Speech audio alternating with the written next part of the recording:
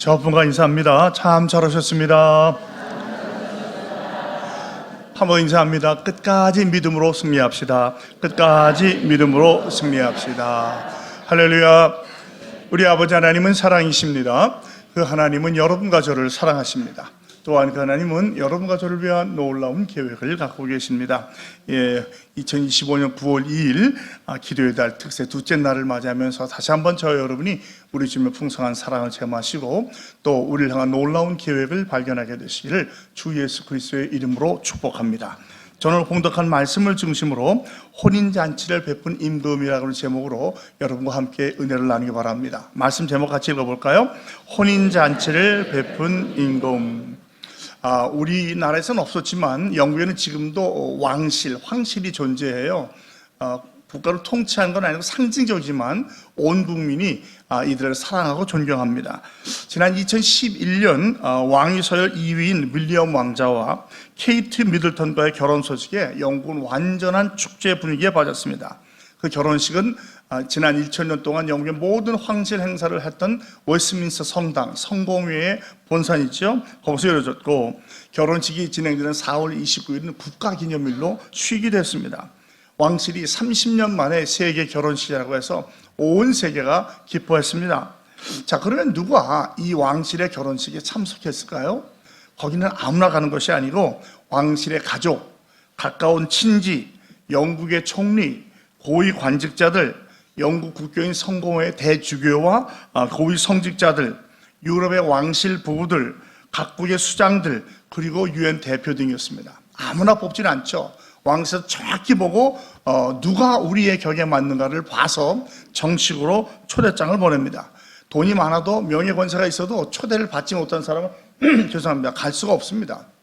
그리고 이들에게 초대장을 보낼 때는 우리가 흔히 말하는 RSVP, 정확히 답을 주십시오라고 초대를 하죠.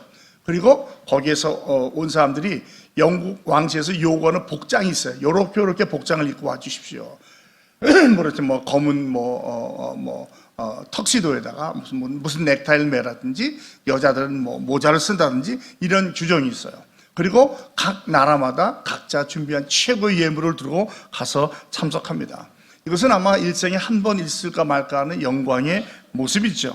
꿈도 우리는 꿈꾸도 상상도 못하는 일입니다.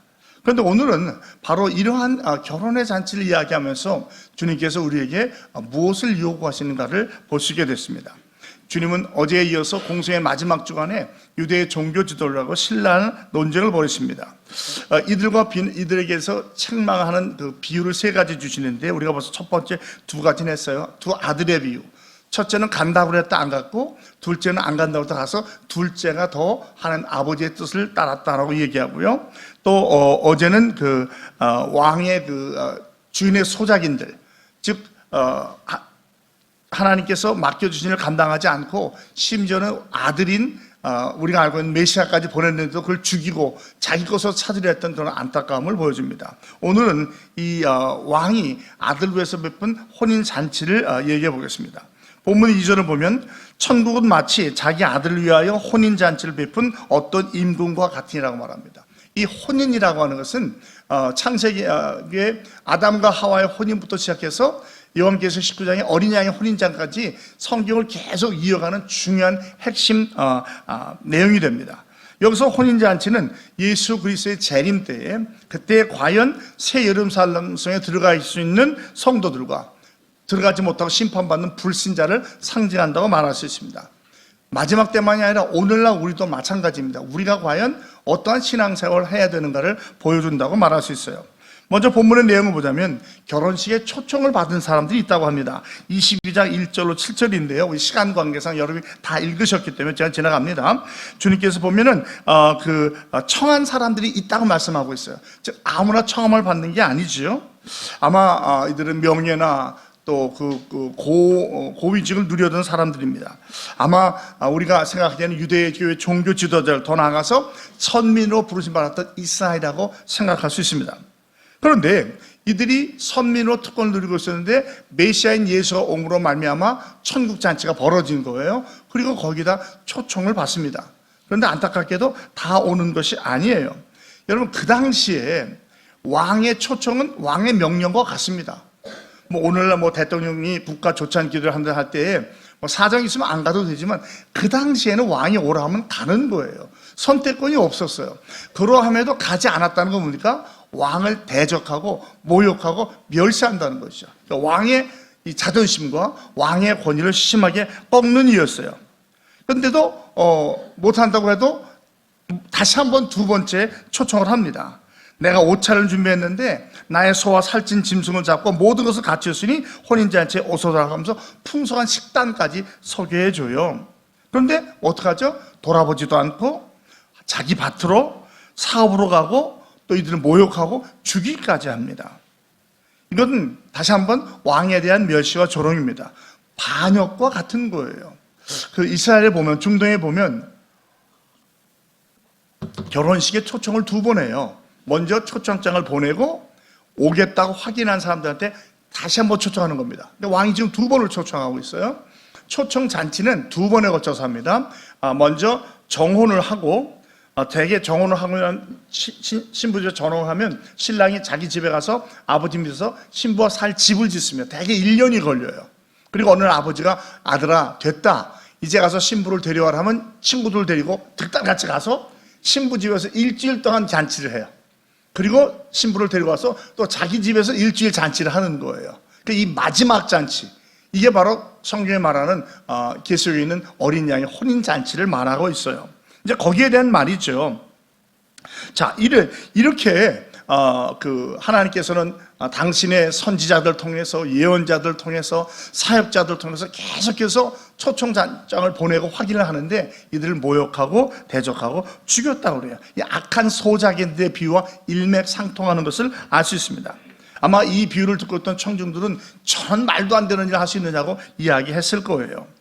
그래서 7절에 보면 임금이 노하여 군대를 보내요 그 살인한 자들을 진멸하고 그 동네를 불사두고 오라고 합니다. 학자들이 이때 아마 주 70년 전에 로마의 티토 장군에 의해서 처참하게 멸망한 예루살렘이라고 말을 하지만 좀 더 확대해 본다면 1948년부터 2000년까지 그 2000년 동안 디아스포라로 살면서 온갖 핍박, 화난을 당했던 유대인들을 말합니다. 즉 선민으로 부르고 제사장나로 불렀는데 그 부르심에 순종하지 않고 착각했던 그들의 심판이었죠. 십자군에게 처참하게 살인당합니다. 유럽에서는 마녀 사랑이라고 해서 유대인이기만 하면 죽기도 했습니다. 또 강제로 격리해서 게토라고 하는 거기서 살게 되고요. 또 개종하지 않으면 재산을 몰수당하고 부계로 추방도 당했습니다. 더 나아가서 1820년부터 1920년까지는 100년 동안 소련과 독립해서 포그롬이라고 하는 독특한 유대인만을 학살하는 일을 벌였고요. 이게 확장돼서 제2차 세계대전은 그 히틀러의 독일군에 의해서 무려 600만 명이 학살당하는 홀로코스트를 경험했습니다. 왜 그렇습니까? 하나님의 초청을 무시하고 경멸한 결과입니다. 그러니까 이것은 남의 이야기가 아니라 우리도 어떤 면에서는 제사장나로 부르심을 받았고 마지막 선교를 감당해야 되는데 이 사명을 감당하지 않는다면 어쩌면 우리도 이와 방불한 어려움을 당할 수도 있다고 우리가 생각할 수 있습니다. 자, 그런데 이렇게 초청을 했습니다. 그래서 결혼식에 데려왔어요. 안 오니까 뭐라고 합니까? 네거리 길거리에 나가서 만나는 대로 사람을 데려와라. 뭐 가난하건 노무자들이든 실직자거든 병들었거든 악한 자들 선한 건 다 악한 자 선한 자 다 데리고 오는 거예요. 그래서 왔습니다. 와 보니까 뭐 산의 진미가 딱 벌어져 있고 뭐 전에 보지도 못한 걸 보면서 얼마나 기뻐했겠어요? 바로 이것이 하나님의 구원의 초청입니다. 저와 여러분도 구원받을 아무 공로나 자격이 없었어요. 어쩌면 길거리에 있는 자들과 같았습니다. 그들을 불러서 교회를 불러주시고 예수 믿고 구원받고 복을 누리게 해주신 줄로 믿습니다. 오늘도 신약의 교회가 해야 될 사명은 전 세계 방방곡곡에 나가서 복음을 증거하고 예수를 전해야 하는 줄로 믿습니다. 지금도 그렇게 하고 있죠. 사도행전 2장 21절 누구든지 주의 이름을 부르는 자는 구원을 받으리라 하였느니라. 39절 이 약속은 너희와 너희 자녀와 모든 먼데 사람 곧 주 우리 하나님이 얼마든지 부르시는 자들에게 하신 것이라 하고 이 복음은 어느 누구에나 열려 있습니다. 우리의 자력으로 부른 것이 아니라 하나님이 불러주신 줄로 믿습니다. 그런데 여기에 또 예복을 입지 않고 온 사람이 있어요. 11절, 14절인데요. 자, 왕이 이제 손님이 이제 왔나 잔치가 준비되어 봤더니 여럿이 있는 중에 유독 예복을 입지 않은 한 사람이 눈에 들어온 거예요. 한 사람 아니겠습니까? 여럿이 있겠지만 그 한 사람이 눈에 들어왔겠죠. 그런데 왜 예복을 입고 오지 않느냐고 물어봤는데 유군부에 답을 못해요. 그러니까 임금이 13절에 사환들에게 말하되 그 손발을 묶고 바깥 어두운 데에 내전지라 거기서 슬피 울며 이를 갈게 되리라고 말합니다. 아니 이게 우리가 볼 때 이게 무슨 뜻이야? 아니 내가 뭐 온다고 그랬어요. 뭐 부탁을 했어요. 길거리 지나간 나 멀쩡한 사람 데려다가 끌어다 놓고서는 왜 예복 안 입고 왔냐? 내쫓아라 묶어서. 그러면 이게 말이 안 되잖아요. 이것을 이해하려고 하면 그 당시에 중근동의 문화를 이해하셔야 돼요. 그 당시 중근동의 문화는 어떤 잔치를 초청하면 꼭 예복을 준비해 둡니다. 빌려주는 거예요. 그래서 예식장에 들어오기 전에 앞에 있는 예복을 하나씩 다 걸치게 해줘요. 심지어 페르시아에서는 손님들에게 예복을 만들어주기까지 했어요. 그러니까 예복이 없이 들어온다는 건 상상할 수 없는 거예요. 초대를 받았다는 얘기는 이미 예복을 입을 것이다 를 생각하고 어떤 페르시아는 내가 옷 한 벌 생겼다 라고도 생각할 수 있는 건데 예복을 전혀 입고 들어오지 않은 거예요. 그러니까 이 사람이 말을 못한 이유는 뭐냐면 아니 내가 길에 갔는데 왜 불러와서가 아니라 예식을 시작하기 전에 반드시 예복을 제안을 받았다는 거예요. 근데 뭐라고 해요? 나 안 입겠다는 거예요. 다시 말하면 경멸과 모욕과 도전입니다. 이건 왕에 대한 도전만이 아니라 그 왕의 아들은 그 왕이잖아요. 왕자가 결혼해서 왕이 될 텐데 난 당신의 아들 왕으로 섬기지 않겠다고 하는 무서운 말입니다. 그러니까 우리에게도 상징하는 부분이 많이 있어요. 그러면 이렇게 되면 어떻게 됩니까? 도전하는 그 죄로 인해서 진노와 형벌을 당합니다. 그러면 자, 과연 이 예복이 과연 무엇인가? 이 예복은 세마포옷을 말합니다. 요한계시록 5장에 보면 어린 양의 혼인잔치에 참석하는 자들은 예수의 보혈로 깨끗하게 된 세마포옷을 입는다고 그래요. 여러분 옷이 천이 두꺼운 옷이 좀 비싼가요? 아주 가는 옷이 비싼가요? 가늘수록 비싸잖아요. 그 가늘수록 빛이 더 난대요. 더 하얘진다고 그러더라고요. 그걸 입게 된 거예요. 즉 이 세마포는 다시 말하면 예수 그리스도를 말해요. 교회에 초청받았어도 예수를 온전히 믿지 않고 내 방법, 내 뜻대로 산다면 구원받지 못할 수도 있다는 것을 상징하고 있습니다. 요 로마서 13장 14절 오직 주 예수 그리스도로 옷 입고 정욕을 위하여 육신의 일을 도모하지 말라. 골로새서 3장 9절로 10절 너희가 서로 거짓말을 하지 말라. 옛사람과 그 행위를 벗어버리고 새 사람을 입었으니 이는 자기를 창조하신 이의 형상을 따라 지식에까지 새롭게 하심을 입은 자니라.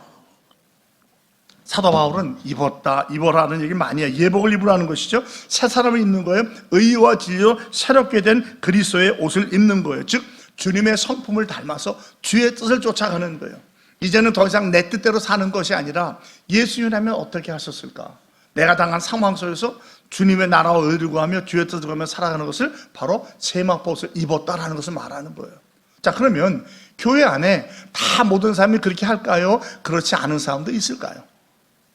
그렇지 않은 사람도 있다는 걸 말해요. 계속 말하지만 교회에 나온다고 해서 다 구원받은 게 아니에요. 교인이 있고 성도가 있고 제자가 있어요. 다 같은 게 아닙니다. 여러분이 교인으로 만족하시면 굉장히 위험한 거예요. 성도가 되셔야 되는데 성도가 된다는 건 무엇입니까? 이제는 더 이상 내 뜻대로 사는 것이 아니라 하나님의 뜻을 쫓아 살겠다고 결단하는 거예요. 그래야만 우리가 주님을 따라갈 수 있어요. 아무리 말을 하고 결단하고 행동해도 그리스도로 옷 입고 말하고 행동하지 않는다면 그리스도의 제자라고 말할 수 없어요. 그래서 주님께서 뭐라고 말해요? 청함을 받은 자는 많되 택함을 받은 자는 적다는 거예요. 즉 천국 잔치에 많이 초청을 받았는데 바로 메시아의 통치에 순종하는 사람은 많지 않다는 거예요. 자, 구원의 문제를 떠나세요. 비록 구원을 받았다고 할지라도 우리가 주의 뜻대로 안 하고 내 뜻대로 살려고 하는 마음이 있어요. 내 방법대로, 내 경험대로. 성경은 뭐라고 말하는 걸 물어보지 않고 내가 이만큼 신앙생활을 했으니까 우리 교회에 이런 전통이 있으니까 난 이대로 갈 거야. 그 전통이 성경에 맞는다면 문제가 없어요. 그런데 어떻게 보면 구태의연한 전혀 성경적이 아닌 걸 가지고 강조할 경우가 있다는 거예요. 바로 전통교회가 갖고 있는 문제의 가능성이 여기 있어요. 모든 전통교회가 다 그런 것이 아니고 모든 전통이 다 나쁘다는 말이 아니라 이 전통 한 가지 한 가지를 항상 성경의 근거에서 다시 돌아봐야 한다는 거예요. 그리고 성경적인 전통을 이어가야 되고 우리 중앙교회가 새성전을 맞이하면서 그렇게 되기를 예수 그리스도의 이름으로 축복합니다. 많은 사람이 초청을 받았어요. 어떤 사람은 아예 초청을 거절하고 안 와요. 다른 종교를 믿든지 아예 안 믿든지 무신론자가 있어요. 근데 오기는 왔는데 천국의 규범을 따르지 않겠다는 거예요. 냅둬, 이대로 살다 갈게요. 이거는 구원받은 자의 모습이 아니라는 것이죠.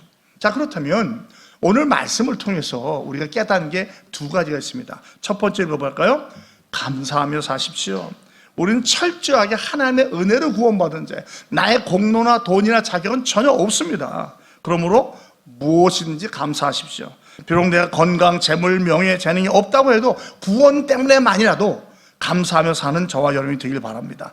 데살로니가전서 5장 16절로 18절, 항상 기뻐하라, 쉬지 말고 기도하라, 범사에 감사하라, 이것이 그리스도 예수 안에서 너희를 향하신 하나님의 뜻이니라. 이건 명령이에요. 옵션이 아니에요.